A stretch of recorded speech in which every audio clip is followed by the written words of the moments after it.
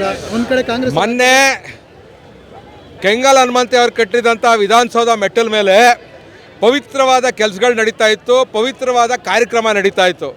ಯಾವುದೋ ಒಂದು Olympic ಮೆಡ್ಲು ಗೆದ್ದಿಲ್ಲ, nationals ಗೆದ್ದಿಲ್ಲ, state ಗೆದ್ದಿಲ್ಲ, ಒಂದು ವರ್ಲ್ಡ್ ಕಪ್ಪು ಗೆದ್ದಿಲ್ಲ. ಯಾವುದೋ ಕ್ಲಬ್ ಮ್ಯಾಚ್, ಬೆಟ್ಟಿಂಗ್ ಮ್ಯಾಚ್ ಆಡೋ ಅಂಥ ಒಂದು ತಂಡಗಳು RCB ಗೆದ್ರೆ ಅದಕ್ಕೆ ಏನೋ ಬಂದೋಬಸ್ತ್ ಇಲ್ಲದೆ, ಪೂರ್ವಭಾವಿ ಸಿದ್ಧತೆ ಇಲ್ಲದೆ ನನಗೆ ಕ್ರೆಡಿಟ್ ಬರಬೇಕು, ನಮ್ಮ ಸರ್ಕಾರಕ್ಕೆ ಕ್ರೆಡಿಟ್ ಬರಬೇಕು ಅಂತ ಅದರಲ್ಲೂ ಅವರಿಬ್ಬರು ಮುಖ್ಯಮಂತ್ರಿಗಳು ಉಪಮುಖ್ಯಮಂತ್ರಿಗಳು ಒಬ್ಬೊಬ್ಬರು ಪರಸ್ಪರ ಕ್ರೆಡಿಟ್ ತಗೊಳಕ್ಕೆ 11 ಜನ ಬಲಿ ತಗೊಂಡಿದ್ದಾರೆ.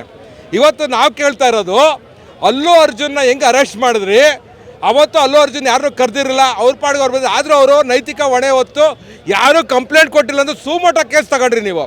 ಇವತ್ತು ಬೆಂಗಳೂರಲ್ಲೂ ಕರ್ನಾಟಕದಲ್ಲೂ ಸುಮೋಟೋ ಕೇಸ್ ತಗೊಂಡು ಯಾರು ಟ್ವಿಟ್ರಲ್ಲಿ ಕರೆದಿದ್ರು, ಯಾರು ಇದರಲ್ಲಿ ಫೇಸ್ಬುಕ್ಕಲ್ಲಿ ಕರೆದಿದ್ರು, ಅವ್ರನ್ನೆಲ್ಲ ಸರ್ಕಾರದಲ್ಲಿರೋಂಥ ಮುಖ್ಯಮಂತ್ರಿಗಳು ಉಪಮುಖ್ಯಮಂತ್ರಿಗಳನ್ನ ಕೂಡಲೇ ಅರೆಸ್ಟ್ ಮಾಡಬೇಕು.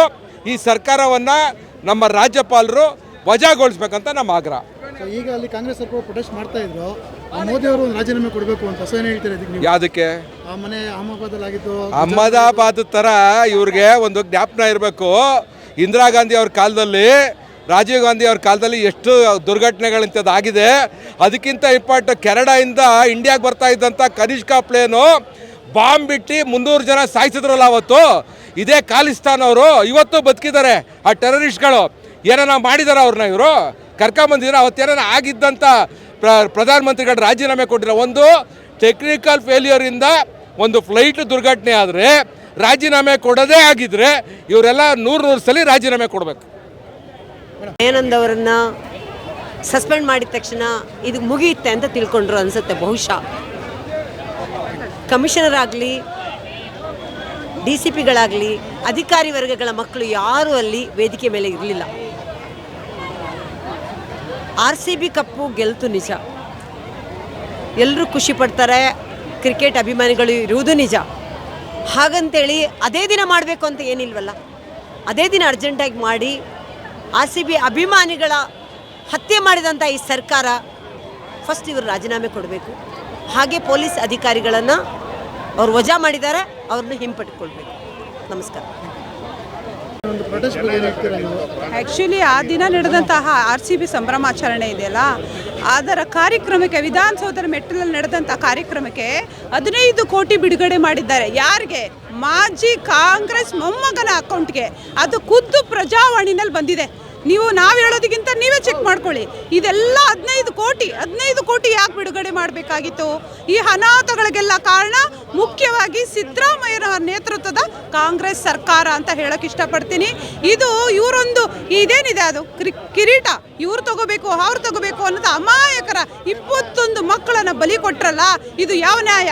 ನಿಜವಾಗ್ಲೂ ಇದುವರೆಗೂ ಯಾವುದೇ ವ್ಯಕ್ತಿಗೂ ಕೂಡ ಅವರ ಮನೆಗೆ ಹಣ ತಲುಪಿಲ್ಲಂತೆ.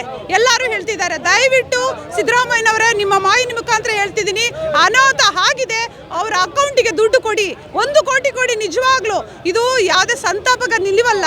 ಆಗಿರೋ ಅನಾಹುತಕ್ಕೆ ನೀವು ಕಂಡುಕೊಳ್ಳುವಂತಹ ಪಶ್ಚಾತ್ತಾಪ ಅಂತ ಹೇಳ್ಬೋದು. ನಿಜವಾಗ್ಲೂ ಇದು ಅನ್ಯಾಯ, ಇದು ಕಾಂಗ್ರೆಸ್ ಸರ್ಕಾರದ ದುರ್ಬಳಕೆ ಅಂತ ಹೇಳಕ್ಕೆ ಇಷ್ಟಪಡ್ತೀನಿ. ಮೇಡಮ್, ಪೇಲ್ಗಾಮ್ ಘಟನೆ ಮತ್ತೆ ಪುಲ್ವಾಮಾ ಘಟನೆಗೂ ಮೋದಿ ಅವರು ರಾಜೀನಾಮೆ ಕೊಡಬೇಕಂತ ಕಾಂಗ್ರೆಸ್ ಅವರು ಪ್ರೊಟೆಸ್ಟ್ ಮಾಡ್ತಿದ್ದಾರೆ. ಅಲ್ಲ ರೀ, ಹಾವು ಸೊತ್ರೆ ಅದೇನೋ ಹೇಳ್ತಾರಲ್ಲ ಗಾದೆ, ಆ ಥರ ಆಗಿದೆ. ನಿಜವಾಗ್ಲೂ ಮೋದಿಜಿ ಅವರು ಇದು ಹೇಳೋಕೆ ಸಾಧ್ಯನಾ? ಪಾಲ್ಗಾಮದಲ್ಲಿ ಯಾರೇ ಅಲ್ಲಿ ಹಿಂದೂಗಳು ಹೆಸರು ಹೇಳ್ಕೊಂಡು ಕೊಲೆ ಮಾಡಿದ್ರು, ಅಲ್ಲಿ ಯಾರಾದರೂ ಈ ಥರ ಇದು ಉದ್ದೇಶಪೂರ್ವಕವಾದಂಥ ಕಾರ್ಯಕ್ರಮ, ಅದು ಯಾರೋ ಬೇರೆ ಕಡೆಯಿಂದ ಬಂದು ಮಾಡಿದಾಗ ಅಲ್ಲೂ ಕೂಡ ಎಷ್ಟು ದೇಶಾದಾದ್ಯಂತ ಎಲ್ಲ ಇವರು ಕೂಡ ಪ್ರತಿಭಟನೆಯಲ್ಲಿ ಭಾಗವಹಿಸಿದ್ದಾರೆ. ಅವರಿಗೆ ನ್ಯಾಯನೂ ಕೊಡಿಸಿ ಸಿಂಧೂರ ತಿಲಕ ಅನ್ನೋ ಎಂಬ ಶೀರ್ಷಿಕೆ ಅಡಿಯಲ್ಲಿ ದೊಡ್ಡ ಮಟ್ಟದ ಹೋರಾಟ ಮಾಡಿದ್ದೀವಿ. ಅದು ಕೂಡ ಕಾರಣ ಹಲವು ಹಗರಣ ನಿಮಿತ್ತ ಎಲ್ಲ ಕ್ಯಾನ್ಸಲ್ ಆಗಿದೆ.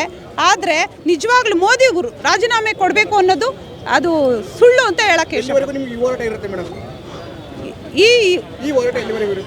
ಅವರಿಗೆ ಎಲ್ಲರಿಗೂ ನ್ಯಾಯ ಸಿಗುವವರೆಗೆ ಸಿದ್ದರಾಮಯ್ಯನವರು DCM ಅವರು ರಾಜೀನಾಮೆ ಕೊಡೋವರೆಗೂ ಈ ಹೋರಾಟ ನಾವು ಮಾಡ್ತಾನೆ.